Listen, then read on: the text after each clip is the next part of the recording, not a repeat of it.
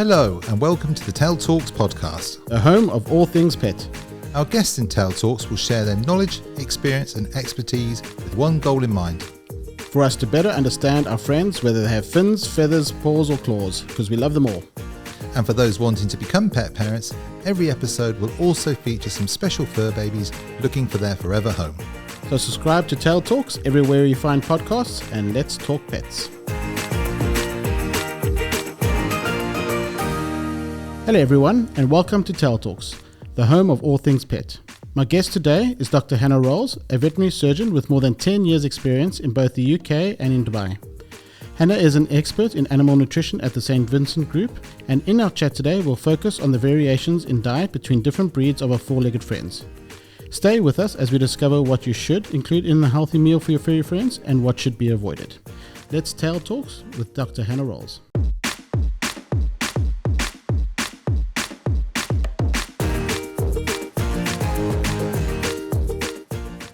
Welcome to Tell Talks. Today we are very proud to welcome Hannah Rolls, Dr. Hannah Rolls from the St. Vincent Group to our set today. Thank you for joining us. Oh, you're very welcome. Why don't you give us a bit of a background? I see you got about 10 years of experience in Dubai and in the UK. Yes. How are you enjoying the UK? I mean, Dubai so long?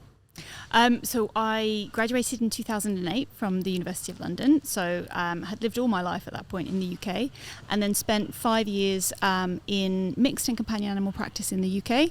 I met my husband and his job took him to Qatar, so we moved there briefly for a period of about 9 months where I was working, and then came over to Dubai and we arrived in 2014. We've been here ever since. Okay. Both my children have been born here, so we love it. I don't do the summers very well. I haven't acclimatized to those at all. But the rest of the time, you know, we love the beach. We love the outdoor lifestyle. So it suits us very well. Yeah, I think the summer's always challenging for us to get used to.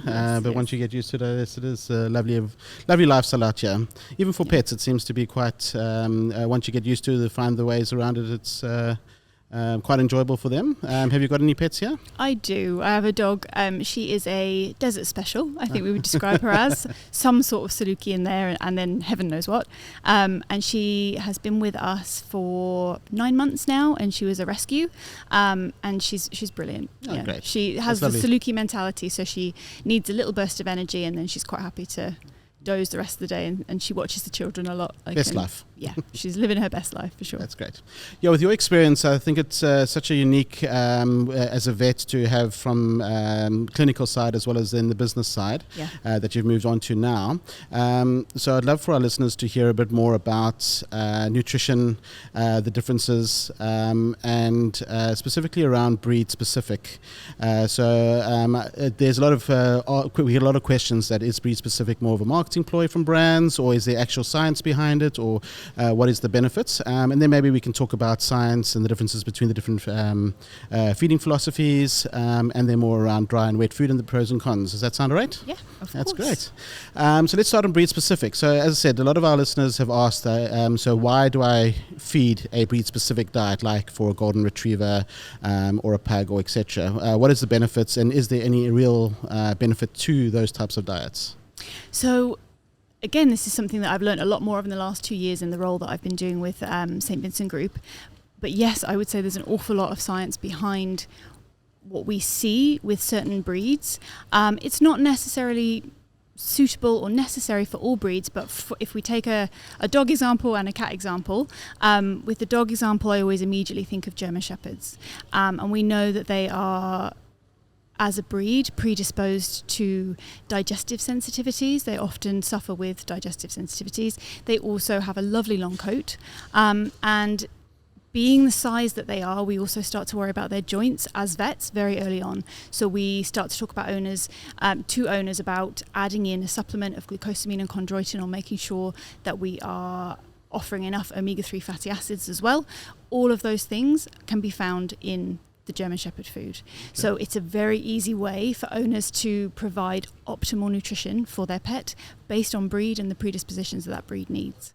And if we were talking about a feline example, especially in this country, I would always reach for Persians. So Persian and Persian crosses, we know again that they have lovely long coats. So we would be looking for the omega-6 and omega-3 fatty acid supplements that help with healthy growth and healthy skin, to make sure that they have enough protein, because we know that having healthy skin and a long healthy coat can take more protein than it would for, say, a short-haired cat, and making sure that that is highly digestible, because again they can have a little bit of a sensitive tummy. So in certain situations, I think with Persians as well, before I forget, this is always my favourite story for their breed health nutrition range, that it actually started with the Persian cat, and it was because scientists had noted that when they actually eat their food and they go to pick it up, they don't pick it up with their teeth like a normal cat would. Because of the shape of their jaw, they actually stick their tongue on the kibble and flick it into their mouths. So That's interesting.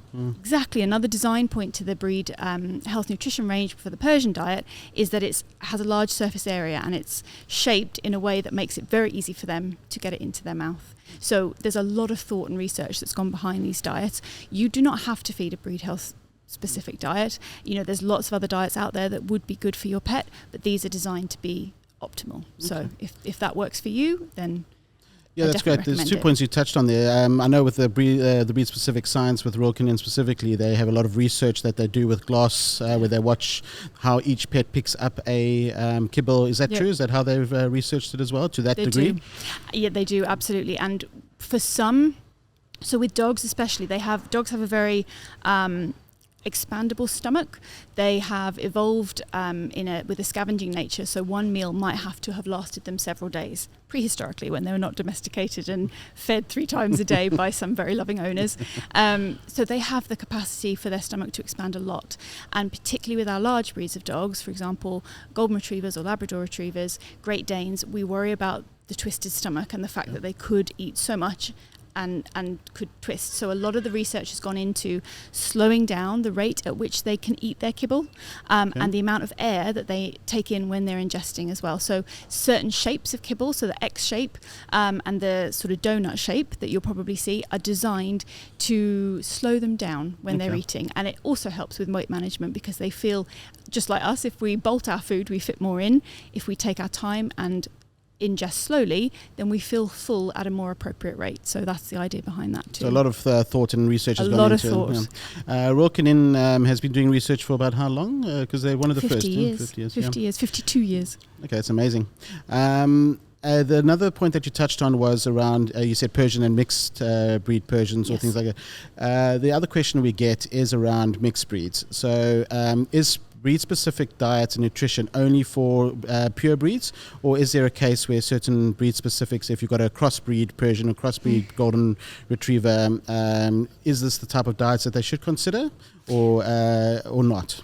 I would say if you know for sure, if you know the mother and the father and one of them is the pedigree breed, then you can definitely consider feeding the breed specific diets. Otherwise, you can also look at the reasons why that breed specific diet is there. Is it to support the skin? Is it to support the joints?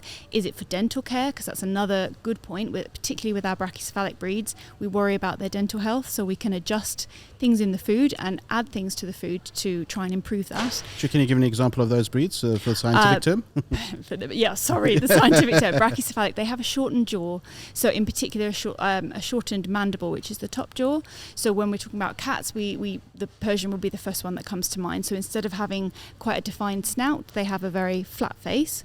With dogs, we would be considering things like the boxer breed, pugs, French bulldogs, a lot of the breeds that are very popular here. So it's definitely something that's in our mind as vets when we're talking to owners about regular preventative healthcare. Would be cleaning teeth and assessing what kind of food that you choose to use for these breeds.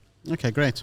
When it comes to the other types of feeds are not breed specific, and then you've got science, what I guess they call natural, and wolf diets, I guess the high protein diets. What is the differences between these feeding philosophies essentially, or the different types of foods that are available?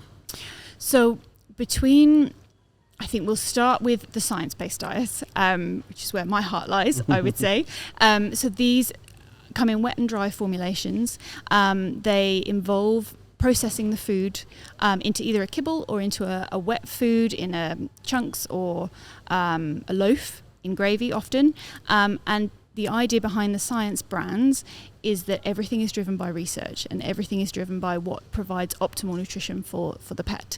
And that works by their formulation, so how much protein, carbohydrate and fat we use, as well as all the ways of giving it to them and the processing that makes it safe as well. So those kind of two things come into play. When we talk about natural feeding, again, I think that kind of follows on very much from the science-based plan. When you're talking about how animals would naturally feed, I think there's sometimes a bit of a disparity in what we think that they would do in the wild versus what is optimal for their health. So the natural ones are probably more based around a slightly different macronutrient profile, and focusing on the ways that animals prefer to take their food and prefer to eat their food. So that might come into play as well. And then with the last one you mentioned, the wolf diet with the high protein. The wolf diet or the high protein diet. So that is playing into the idea that dogs have descended from wolves, which we know that they have, but an ancestral wolf rather than the grey wolf that we know today. So sometimes there's a little bit of guesswork into how we think that ancestral wolf would have eaten. And what we find is that I think the raw food diets encompass that, because obviously nobody's cooking for the wolves out there in the wild. And again, that can work very well for some pets and for some owners. Whether it is the optimal way that they would feed, I think is a debate for scientists and vets to come up with. But yeah. Fascinating. As you say, it's not like they were cooking for wolves out in the wild. We would not be doing that, but it can improve digestibility. So that's why a lot of diets will do it. Understood. When you're looking at a science-based product, yes. And you turn it over, what should customers be looking for to see if this is the diet for them? There should always be on the labelling somewhere the clinical indications or the ideal indications for the pet that we want to be feeding. So there should always say on the packet whether a diet is complete or complementary. Okay. And you're looking for a complete diet if it's going to be the main ration for your pet, because that means that it's balanced for everything that your pet needs within a 24-hour period.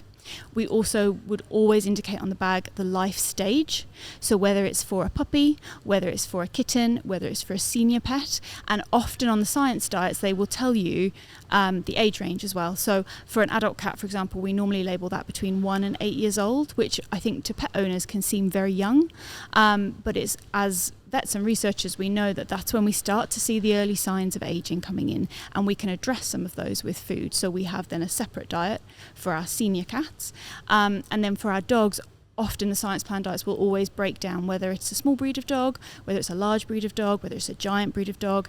And again, that plays into the idea that our dogs of different sizes tend to have different lifespans. So they become senior at different ages and they become adult at different ages, and we can address that with the feeding. And then again, with the size, for example, with some smaller dogs, we can be working with the digestive health. That would be a primary motivation for the way we formulate the diets. With our bigger dogs, we're always worried about joints and taking care of the joints, so we formulate the diets separately or differently to address the needs of the size of the dog. Okay, and a good example, I guess, is on puppies, with extending the life on a puppy breed. Is that correct? So they'll be on a puppy food for longer? Yes, exactly, yeah. Your Great Dane will still be a puppy at about 18 months old, whereas your Yorkshire Terrier, he's fully grown by then, for sure. Okay. And then doing a complete science diet, rather complementary diet, would it help with the cost in terms of having to supplement less in terms of joints, because it should be all encompassing within the formulation? Yeah, that would be the idea. We also find, as a vet, I would say it helps owners with compliance. I would be the first to hold my hands up and say, if I have to give Audrey a tablet every day, I have to put it on the fridge. Okay. Whereas if it's in the food, it's easy and it's done without thinking about. So that's always a bonus as well. That's great. Thanks for that. So let's then talk a bit more about the different types of food in terms of the science category. So you've got wet and dry food. Is that the best way to separate the two? Yeah, I would say so. Okay. So what is the differences between the two? Should there be a mixture, or one or the other, or what's the benefits of each? I feel quite strongly, especially in this region, particularly about cats, that I would like to see them on a mix. because we know that given that it's such a warm environment here, especially if you have an indoor-outdoor cat or a cat that lives fully outside, then we worry about their hydration. And we know through research that cats don't tend to, and even from observation, most cat owners would probably agree with me that they rarely see their cat go to the water bowl and drink a significant volume of water compared to dogs who will happily drink a whole bowl in one go. So hydration with cats is something that we definitely worry about. We worry about it to make sure that their quality of life is good, and we worry about it as far as protecting their kidney health and their bladder health as well. So adding in a wet food, which is generally always about 60 to 70% moisture, is a really, really effective way. And it's probably the way they would preferably obtain their moisture in a wet food compared to a water bowl. So that's something I feel quite strongly about at every stage of life here. If you can afford to, and it works for your lifestyle, then try and add in a component of wet food to the diet for your cat. Is that on every feeding account or every second day, or what would be your ideal recommendation? I would ideally have a meal daily of some wet food, whether it's a sachet or half a sachet, but we can incorporate that into the dry food. So you could do a morning dry kibble, in the evening after a hot day, feed a wet food, and the next day swap it out. Exactly, because the trouble with the wet food is that obviously you can't leave it out for any portion of time, so you want to feed it when you know your cat's going to immediately eat it. But we also know through research that cats would prefer to eat 8 small meals a day. This mirrors what they would do in the wild when they're hunting. And unfortunately for owners, those feeds go through the day and the night. They're sort of indiscriminate about when they would like to get up and feed. So it can be difficult to do that with wet food. So I always try and recommend to owners, feed when you come home or for breakfast. When you know your cat's around, they're going to eat it. And then you can leave dry food out or with an automatic feeder, because that's a really good way of doing it as well, to intermittently release some food so that your cat can mimic his preferred tendencies to eat little and often throughout the day. Okay. And for dogs, it's the same mix of wet and dry? If the owners would like to. I'm less worried because we know that dogs are quite happily and used to drinking from a water source as well. But yeah, ideally I would probably add in a bit, especially if you have a dog that's fussy. We know that both dogs and cats rely very heavily on the scent of smell to stimulate their appetite. So wet food obviously smells more strongly than dry food tends to. So it's a really good way. Use it as a topper on the dry food or as a separate meal to make sure, if you have a fussy dog, that they are tempted to eat their full meal. Okay. And then from feeding, is it better to feed, so cats, you've said 8 times a day is almost ideal, so an automatic feeder will help. That doesn't help with the human's lifestyle though, does it? For dogs, is it also 3 times a day would be ideal, twice a day, once a day feeding? Generally, I say whatever suits the owner is fine, because as we said, they have more of a scavenging lifestyle, so they can quite happily sometimes have 1 meal a day, and that would be fine. What I always say to owners though is that given they have this tendency of scavenging and eating as much as they can in one go, they will not regulate themselves. And we've all heard that story of the Labrador that managed to get into the sack of food and tried his hardest to eat the whole lot. And that is a risk. So whatever they do, however they organise their day, please weigh the food and make sure you are regulating for your pet, not ad lib feeding, because he will just keep, or she will just keep eating until they're absolutely physically stuffed, and that's not great for. And although it looks cute, weight management, not the best. So as long as we control their portion size, I'm happy that it fits in with the owner's lifestyle and how they'd like to feed. Okay, that's great. Thank you very much. With somebody that is looking to change their food, what would be the process that you would then recommend? If now they want to move from a general diet to a breed-specific diet, how would they trial this, or what is the best way for, especially for dogs? Cats are probably a little bit easier, but for dogs to try a new food? Gradually, I would say, gradually. So again, it's sort of representative of their scavenger nature, that dogs are much more able to deal with different sources of food without causing digestive upset. It still can, so ideally what we always say is transition from one food to another over the course of about a week, if possible, and do it sort of quarter by quarter. So start with a quarter of the new food and 3/4 of the old food for a couple of days, and move to half, and then move to a quarter of the old food, 3/4 of the new food. So it gives the animal's digestive system time to transition. And with cats, that's even more important. So if you can stretch that out to about 10 days, because they don't vary their diet very much, and they're not designed to do that. particularly with the carbohydrate content, they can struggle with a change in carbohydrate content. So gradually, so we don't see any signs of an upset stomach. So we see from a shopping behavior quite a lot that customers do buy their standard wet food or dry food, and then they buy one or two different sachets of different treats. Is that actually might cause an upset stomach for a cat? It might do, yes. Okay. And some cats are absolutely fine with this, especially if it's wet food, because it tends to be a lower carbohydrate content naturally. So it's more the carbohydrate that's a problem, it's more in dry food that will affect. It is, okay. yeah. So changing from one dry to another, I would try and do very gradually. And also, some cats do have a sensitive stomach, and often when I would see them in the vet clinic, for example, when you question the owner a little bit, they say, well, we chop and change the food quite a bit. And the first thing I would recommend is that you don't do that. Okay. I don't mind necessarily what you start with, but please stick to it and change anything gradually, because it could simply be the chopping and changing that's causing the symptoms that you're seeing. Okay. So yeah, it It's a would very be important important point to there. very important point. Yeah. Okay. And why are cats so fussy with their foods? I mean, if I'd say having been a vet working companion animal for a while, cats are always a bit funny about everything. Their toilet habits, their cleanliness, they can be quite fastidious, and their feeding is no different. They have personal preferences, but most of those are based on smell and how the food smells, sometimes with kibble on how it feels in their mouth, and how easy it is for them to crunch, the crunch factor. So all of this is incorporated into science diets to see what works the best, but everyone has their individual So specifically with cats, they're going to have to trial to find the right one for that the cat likes the most. Okay, fair enough. Thank you. That has been super helpful and interesting. We've come to the end of our session. So we thought we'll just end with a bit of a quiz. It is a guessing game. Okay. You have 5 clues. Okay. And the quicker you get the animal, the quicker you win. Okay, all right, let's see. So it is the cat. This creature has one of the loudest voices on the planet. Their call can be louder than a jet engine. Oh, wow. Take a stab. Ostrich. Okay, no. No. And far away. Okay. Babies of this mammals are more than 7 meters long and weigh up to 3,000 kilograms. 3 meters long?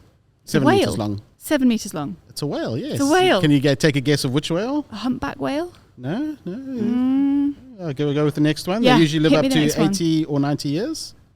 I guess that's almost all whales, I guess. I don't know. A blue whale? Good. Blue whale. Yeah, that was reading these questions. I would never have guessed them. So well Would done. you not? Thank you. I really want to see one. I don't think I can comprehend how big they are. They are amazing to see. Have you seen them? Yeah, I have. Yeah, they are Wow. amazing. They are a bit naughty because I was on boats and they come up in front of you, and that's not something you want to hit, but they are beautiful to see. When I was in Sri Lanka, I was pregnant and they wouldn't let me on the boat because they said, "You'll have seasickness, madam." And I was like, "Please, though." So now I'll visit to Sri Lanka soon? I know, yes, exactly. When we can, we're going back. And I'll take the children with me so they can see it as well. Be an amazing experience. But thank you for your time. It was really helpful and informative. And you're very welcome. Happy feeding and good nutrition. Thank you for having me. Thank you.